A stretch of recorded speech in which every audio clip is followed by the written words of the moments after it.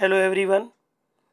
आज 13वां दिन है जिसमें हम JLO 2013 का पेपर 2 जो कि CPC और CRPC से संबंधित होता है उसको एक्सप्लेन करेंगे। इससे पहले 119 क्वेश्चन हम पिछले 12 दिनों में करा चुके हैं।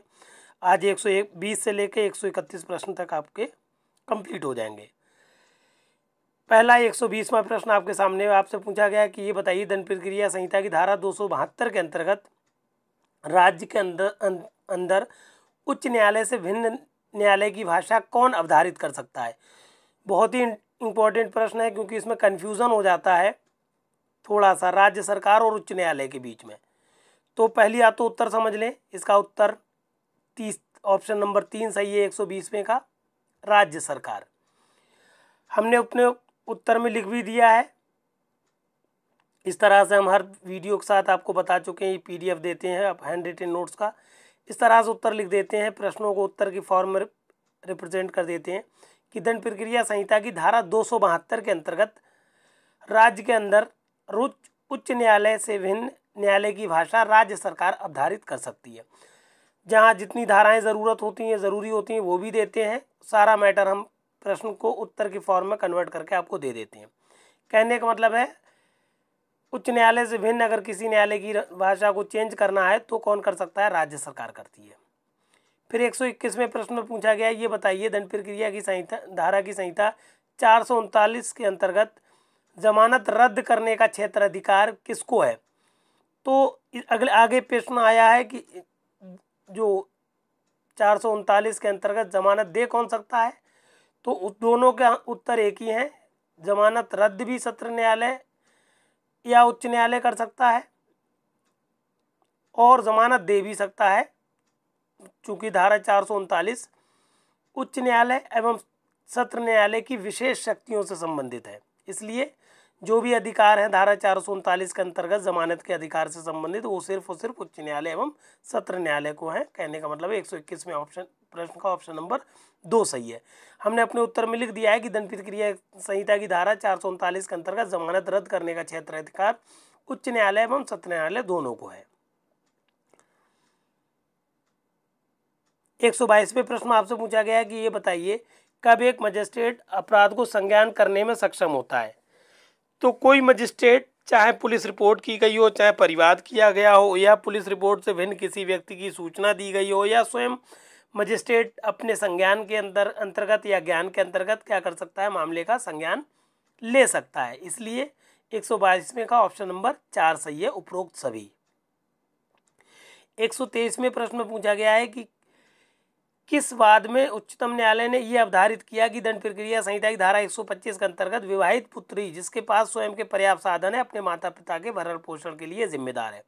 तो बहुत ही इंपॉर्टेंट एक उच्चतम न्यायालय ने निर्णय दिया था, विजय मनोहर अर्बट बनाम काशीराव राजाराम। इस केस में सुप्रीम कोर्ट ने क्लियर कर दिया कि अगर कोई विवाहित पुत्री जिसके पास पर्याप्त साधन है आय के, तो वो भी क्या हो सकती है, अपने माता पिता के भरण पोषण की दायी होगी, भरण पोषण के लिए जिम्मेदार है। कहने का मतलब है 123वें प्रश्न का ऑप्शन नंबर 3 सही है। फिर आ जाइए आप 124वें प्रश्न में आपसे पूछा गया कि 200 धारा जो 265A है CRPC की, वो किससे संबंधित है। तो दंड प्रक्रिया संहिता की धारा 265A अविवाक सौदेबाजी से संबंधित है। इसमें अविवाक सौदेबाजी की जाती है। तो ऑप्शन नंबर 124वें प्रश्न का 2 सही है, अविवाक सौदेबाजी। फिर 125वें प्रश्न में पूछा गया, ये बताइए प्रत्येक न्यायिक मजिस्ट्रेट प्रथम श्रेणी कितने रुपए तक का जुर्माना का दंडादेश दे सकता है। तो जो हम लोगों की जो CRPC है उसकी धारा 29(2) में बताया गया है कि प्रथम वर्ग मजिस्ट्रेट 3 वर्ष तक का कारावास और 10,000 रुपये तक का जुर्माना दे सकता है या दोनों दे सकता है। कहने का मतलब है अगर सिर्फ जुर्माने की बात हुई है प्रश्न में, इसलिए 125वें प्रश्न का ऑप्शन नंबर 3 सही है, 10,000 तक का जुर्माना दे सकता है। 126वें प्रश्न में पूछा गया है कि ये बताइए दंड प्रक्रिया संहिता के अंतर्गत शमनीय एवं अशमनीय अपराधों का वर्गीकरण उपबंधित किया गया है। तो शमनीय और अशमनीय की बात जो है धारा 320 में हुई है CRPC की। 126वें प्रश्न का ऑप्शन नंबर 3 सही है, धारा 320। फिर आ जाइए आप प्रश्न संख्या 126 पर। 126 हो गया, ये लिखा हुआ है राजस्थान जेएलओ परीक्षा पत्र हल प्रश्न पत्र है आपका। इसके बाद आप आ जाइए 127वें प्रश्न में। आप लोगों से पूछा गया ये बताइए कि जो दंड प्रक्रिया संहिता में धारा 55A है, जिसके अंतर्गत अभियुक्त को परीक्षा में रखने वाले व्यक्ति का ये कर्तव्य होगा कि वो अभियुक्त के स्वास्थ्य व सुरक्षा की देखभाल करे, ये कब अंतः स्थापित की गई है? बहुत इंपॉर्टेंट प्रश्न है। तो ये जो धारा 55A है ये 2008 में अंतः स्थापित की गई है, दंड प्रक्रिया संशोधन अधिनियम 2008 द्वारा। कहने का मतलब है 127वें प्रश्न का ऑप्शन नंबर 2 सही है। फिर 128वें प्रश्न में आपसे पूछा गया है, ये बताइए कि दंड प्रक्रिया संहिता की धारा 199(2) के अंतर्गत संस्थित मामले में अपनाई गई विचारण प्रक्रिया क्या होती है? तो आपको पता होगा कि 199(2) में जो राष्ट्र प्रमुख होते हैं, जैसे राष्ट्रपति है, इनके प्रति अगर कोई व्यक्ति अपराध करता है, उनको उनकी शक्तियां इस्तेमाल करने से रोकता है, तो होता क्या है, धारा 199(2) लगती है सीआरपीसी की। तो इसके अंतर्गत जो विचारण में जो प्रक्रिया अपनाई जाती है वो पुलिस रिपोर्ट से अन्यथा संस्थित वारंट विचारण की प्रक्रिया को अपनाया जाता है, क्योंकि पुलिस रिपोर्ट इसमें होती नहीं है। तो पुलिस रिपोर्ट से अन्यथा संस्थित वारंट विचारण की प्रक्रिया को अपनाया जाता है धारा 199(2) सीआरपीसी में। कहने का मतलब है 128वें प्रश्न का ऑप्शन नंबर 3 सही है। 129वें प्रश्न में आपसे पूछा गया कि ये बताइए साधारण विचारण का स्थान क्या होगा?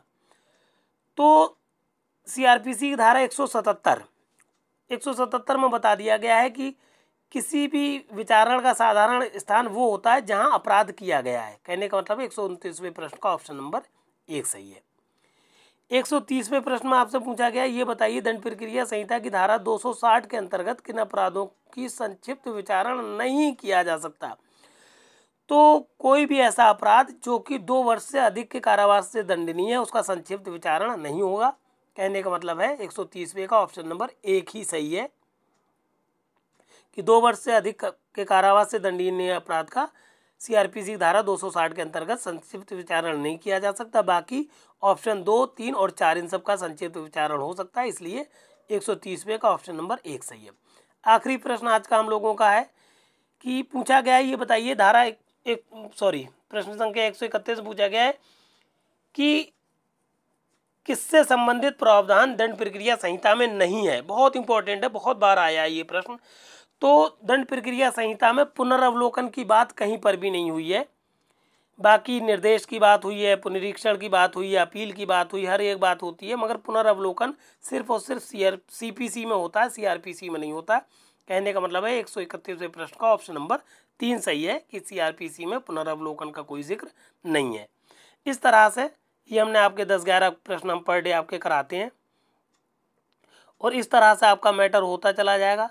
इस तरह से जब तक आपका पेपर होगा हम आपका पूरा रिवीजन करा देंगे। प्रत्येक दिन कम से कम 10-20 डाउट हम आपके क्लियर कर देते हैं कि आपको कोई भी डाउट हो तो यहाँ से आपका रिवीजन भी हो रहा है, डाउट्स भी क्लियर हो रहे हैं। और चूँकि आपको पता है इससे पहले हम अपना पूरा मैटर जेएलओ का दे चुके हैं अपनी प्लेलिस्ट में। एक प्लेलिस्ट बना दी हमने जेएलओ 2023 करके, उसमें सारे सब्जेक्ट जो जेएलओ में आते हैं, चाहे वो सीपीसी हो, सीआरपीसी हो, एविडेंस हो या फिर कॉन्स्टिट्यूशन हो, सारे सब्जेक्ट का मैटर मिल जाएगा। इसलिए ये मैटर हमारा आपको मिलते ही आप सारे साथियों को इस मैटर को शेयर कर दीजिए। और अगर अभी तक आपने हमारे चैनल को सब्सक्राइब नहीं किया तो प्लीज़ सब्सक्राइब कर लीजिए। धन्यवाद।